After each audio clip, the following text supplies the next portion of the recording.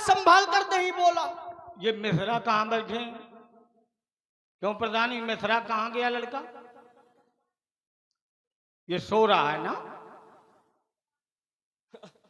चलो जो सो रहा सोने दो, अब सभी लोग जाग जाएंगे तो सब योगी नहीं हो जाएंगे। वो कैसे? जो जागता है वो योगी होता है? हाँ, और जो सोता है वो अब उसमें भी कोई बताने वाली बात। और जो योगी है वो लोग जो ऐसे रात्रि में जग रहे, सभी जानते हैं यही जग जामिन जा गई। जो चलिए, अरेंद्र बालक काल बस बोलत तो ही न संभाल। अरे राजा के लड़के तू संभाल कर नहीं बोल रहा। अच्छा, हमने क्या संभाल कर नहीं बोला? क्या संभाल कर हम नहीं बोले? बहु धनु ही तोरी लड़काई और कबहु न असरिस कीन। अच्छा, कब ब्राह्मण को गोसाई कहना क्या ये गलत है क्या? ब्राह्मण को भूसुर कहना ये अनुचित है क्या? ब्राह्मण को महिदेव कहना ये अनुचित है। अच्छा, ब्राह्मण को अब इनकी दृष्टि में गोसाई कहना अनुचित है, तो यदि इनकी दृष्टि में गोसाई कहना अनुचित है तो फिर ब्राह्मण को गोसाई नहीं क्या कसाई कहा जाए? बताओ आप लोग। देखो, एक बात बता दें, बोलना बहुत अच्छा। अरे अच्छा तो बोल हमें तुम चाहे जो कुछ कह लो। हाँ, लेकिन अगर ब्राह्मणों पर तुमने उंगली उठाई। हमने कहा उंगली उठाई? उंगली आपने उठाई। हमने तो कहा कबहु न असरिस कीन, उंगली आपने उठाई। रेंद्र बालक काल बस बोलत तो ही न संभाल। तो हम तो उंगली नहीं उठा रहे, लेकिन आप ब्राह्मण होके कम से कम ब्राह्मणों का सम्मान तो बरकरार रखो। हम तो रखे हैं। हाँ, क्योंकि क्षत्रियों से ज्यादा कौन सम्मान करेगा ब्राह्मणों का, और कर रहे हैं। तो हम तो महाराज बहुत सोच समझ के और विचार के बोल रहे। केवल ये है कि जो आप बोलो वो सोच समझ के और विचार के बोलो, पहली बात। आइए और जरा बिंदु देख लेते हैं जो आपने रखे हैं। आपने समाज के लिए, क्षेत्र के लिए, प्रदेश के लिए, देश के लिए और राष्ट्र के लिए बात रखी थी कि कार्य ऐसा होना चाहिए जो समाज के लिए हो, क्षेत्र के लिए हो, प्रदेश, देश और राष्ट्र के लिए हो। और ये जो धनुष है ये भी राष्ट्र की धरोहर है। यह भी चूंकि भगवान शंकर का धनुष है और इसने त्रैलोक्य की रक्षा की, ये राष्ट्र की धरोहर है। देखिए, बातें दोनों यथार्थ है। यह भी राष्ट्र की धरोहर है और जो धनुष तोड़ा गया है वह भी राष्ट्र हित के लिए, सबके हित के लिए है। चूंकि धनुष किन परिस्थितियों में तोड़ा गया है यह भी तो विचार करो भाई। धनुष किन परिस्थितियों में तोड़ा गया, और धनुष टूटा भी है तो ऐसा भी नहीं कि इसमें जो आपने समाज, देश और राष्ट्र की चर्चा की, तो इसमें यदि देश और राष्ट्र हित न होता तो ये समाज के लोग और राष्ट्र के लोग, हम तो ये कहेंगे विश्व के लोग, त्रैलोक्य के लोग, कोई है ही नहीं, छूटे नहीं। सारे लोग धनुष टूटने से सुखी हैं। सारे लोग धनुष टूटने से, केवल आप दुखी हो, इकलौते आप खड़े हो, दूसरा कोई नहीं। और जो धनुष टूटने की परिस्थिति है, चलो सुनते रहो, हमारी बातों पर ध्यान देते रहो, थोड़ा हमारी बातों पर विशेष ध्यान दो। और हम आपकी भी यात्रा आगे करवाते हैं, अपनी भी करते हैं। तो जो परिस्थिति है वो है विवाह। अगर धनुष न टूटता तो फिर कन्या का विवाह संभव नहीं था, क्योंकि महाराज जनक ने भी कह दिया था और है भी, रहा विवाह चाप आधीना। जो विवाह माने जब तक धनुष टूटेगा नहीं तब तक विवाह होगा नहीं। और विवाह के लिए यह धनुष तोड़ा गया है। तो जहां कन्या का विवाह हो और सबका हित हो, कन्या का विवाह हो और उस विवाह में केवल कन्या का नहीं अपितु यह विवाह अतिहित सबही का, इस विवाह में सबका अतिहित है। और जिसमें सबका अतिहित हो, और यही उपदेश आपने दिया था कि जो क्षेत्र के लिए हो, समाज के लिए हो, प्रदेश के लिए हो, और राष्ट्र के लिए हो, विश्व के लिए हो।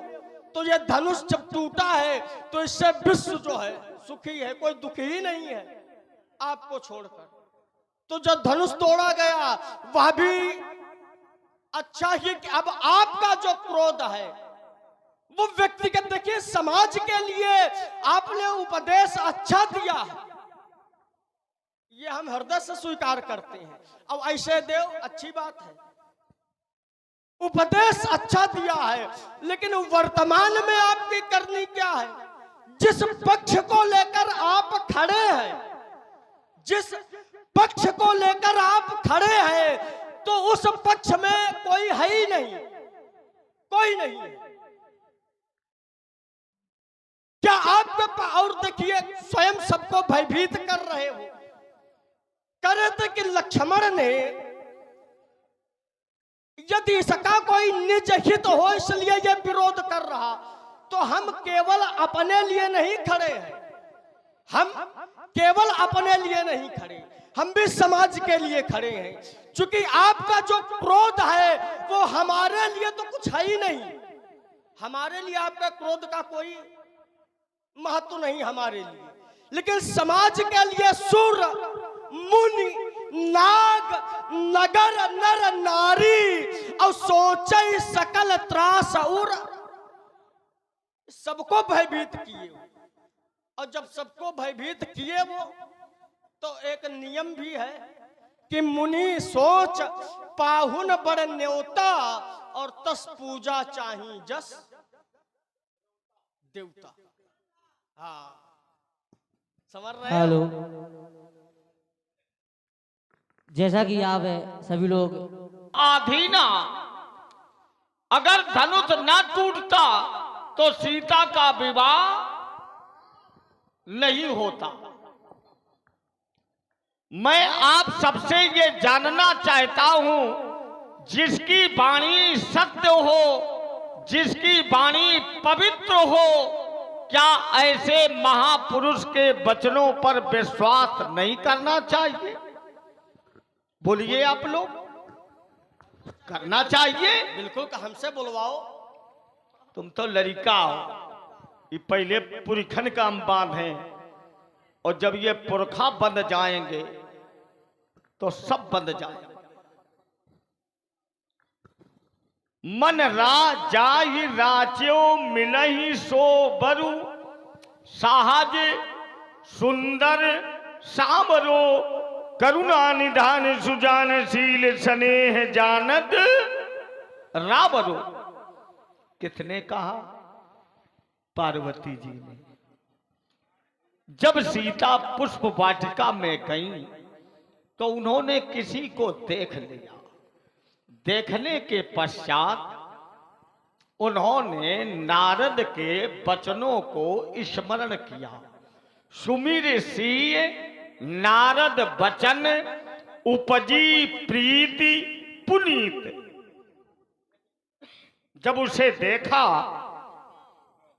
तो नारद के वचनों का स्मरण आया और महाराज पुरातन का प्रेम, पूर्व जन्म का स्नेह जागृत हो गया। दौड़ी दौड़ी आई, कहा? माता भवानी के आश्रम में। बड़ी आर्तनाद पुकार की, जय गज बदन खडानन माता, जगत जननी दामिन दुति दाता। तो माता का हृदय बड़ा विशाल होता है। मैया ने कहा, अरे बेटी अलम बहन, चिंता न करो। क्यों?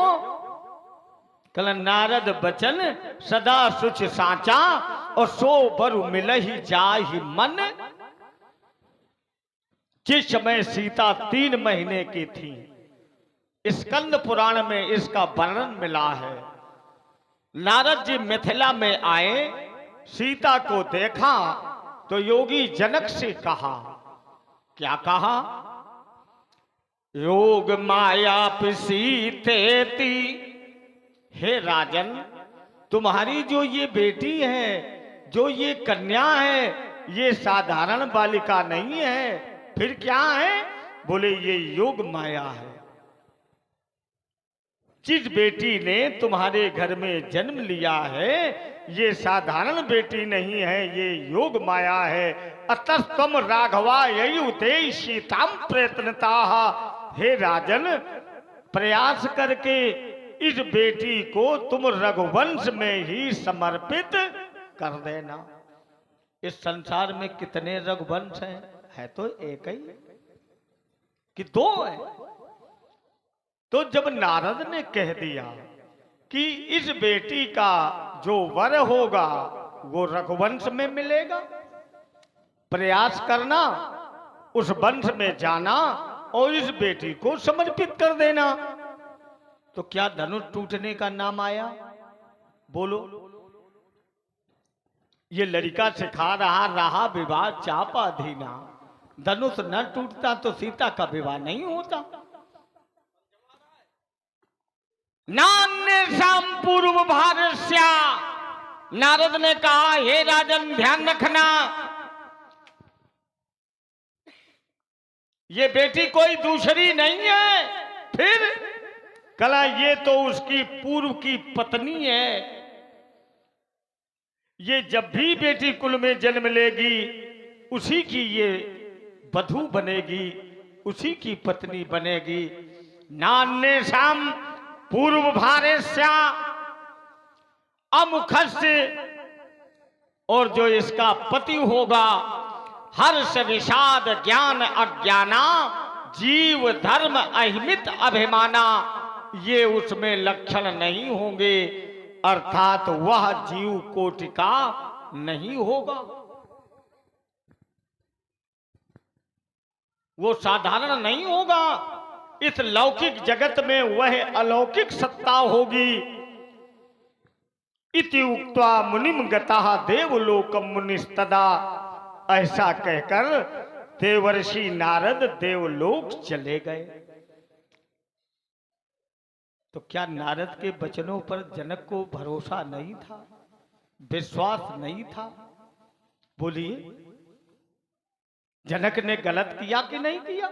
और जनक ने किया क्या? बोले बंदी बचन भर सुनऊं सकल महिपाल, प्रण विदेका काहूं हम भुजा उठाई। इन्होंने प्रण कर दिया, दीप दीप के भूपति नाना, आए सुनी जो हम प्रण ठाना। राजा लोग आ गए तो हमारा जो क्रोध है वो राजा को लेकर है कि जब योगी ने कह दिया, जिसकी वाणी सत्य है उसने कह दिया, सत्यवादी ने कह दिया, पवित्र वाणी ने कह दिया, तो इस ज्ञानी समाज ने उस पर विश्वास क्यों नहीं किया? इसलिए तुम्हारी ये जो सिद्धांत है ये सर्वथा अनुचित है। मैं रुक रहा हूं और ये धनुष यहाँ पर पर्यायी तोड़ा गया है, यही अनुचित है। चलिए थोड़े एक बिंदु पर हो तो ज्यादा आनंद आएगा, ज्यादा लंबा भी ना हो। करते विवाह और इन्होंने उसका वृत्तांत बड़ा अच्छा सुनाया। चलिए अब इस पर जरा हमारे भी विचार व्यक्त हम भी करें। तो जो हमने कहा यथार्थ है कि देखिए, जो आपने कहा यथार्थ है, लेकिन इसका मूल जो अभी हमें लग रहा पूर्णतया आपको फिर मूल नहीं पता। अब जब यथार्थ है तो लेकिन किंतु परंतु नहीं, फिर यही कहो कि जो धनुष टूटा ये गलत हुआ। अच्छा, एक बार कह दो, जबरदस्ती कहवाओगे? एक बार कह दो। क्यों कहते भाई, क्यों कहते? उसका विचार तो सुनो। जैसे आपने यद्यप विचार सुने, जब प्रधान जी हमारा सिद्धांत सही है, हमारी बात सही है, तो ये कहने में तुम्हें क्या परेशानी? कह दो धनुष तोड़ा गया, बड़ा गलत किया। नहीं, आपकी बात सब यद्यप सब लोगों ने सुनी और आपने उसको प्रमाणित करके भी बताया, उसको आपने प्रमाणित किया, अच्छी बात, लेकिन अब हमारे भी विचार सुनो, तभी तो उसका समन्वय होगा। परशुरामी आप लोग बहुत सुनी, आज उभय पक्षों से वही आएगा जो अभी तक आप लोगों ने नहीं सुना। जो सुना है उसे छोड़ते जाएंगे और जो नहीं सुना है उसको हम बीच बीच माला में पुरोहते जाएंगे। कैसा लगेगा? तो अभी तक जो वार्ता हुई आप लोगों के समझ में आ रही कि नहीं आ रही? और जिस भक्त के समझ में ना आए वो वहीं खड़ा हो जाए और ये कहे नहीं महाराज आप गलत बोल रहे हैं, ऐसा नहीं है, जो लड़का कह रहा ये बिल्कुल सही है। अच्छा, बड़े निर्देश जो है लोगों के लिए है। चलिए आपके मूल बिंदु पर आते हैं। आपने कहा कि जब देवर्षि नारद ने ये कह दिया था महाराज जनक से पहले ही, और आपने उसे करधाली से प्रमाणित किया, सुमिर श्री नारद वचन, नारद जी के वचन जिस समय स्मरण किए, माने नारद जी ने पहले महाराज जनक को बता दिया था। अच्छा, क्या बताया था? इसमें आपने विचार नहीं किया, क्या कहा था?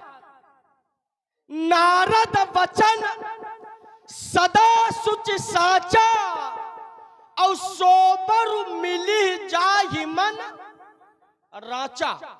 समझो, नारद वचन सदा सुच साचा सोबर मिली जाहि मन राचा, माने ये जिसको मन में रचा लेगी, माने बसा लेगी, वही इसे वर मिलेगा। अब विचार करो, जिस व्यक्ति को कभी देखा न गया हो, जिसको कभी देखा न गया हो, क्या उसकी मूर्ति मन में बस सकती है? अब बोलने की आवश्यकता नहीं, लोगों को समझ में आ रहा है। आप यहीं रुको, रुक जाओ। बेटी ने वर को नहीं देखा, लेकिन महाराज उसके प्रति वो समर्पित हो गई, आज भी वही है। अरे अपने अपने आपको बोलने का समय दिया जाएगा। आज तुम्हें बोलने नहीं देंगे। हाँ, अरे बोलने न दे, अच्छी बात है, लेकिन पहले हमारी पूरी बात समझो। अपने हम जैसे हमने आपकी बात सुनी, आपने एक बात कही और हमने बड़े ध्यान से सुनी, इतनी जल्दी आप जो है छोड़ोगे? भाई एक बात आपने रखी,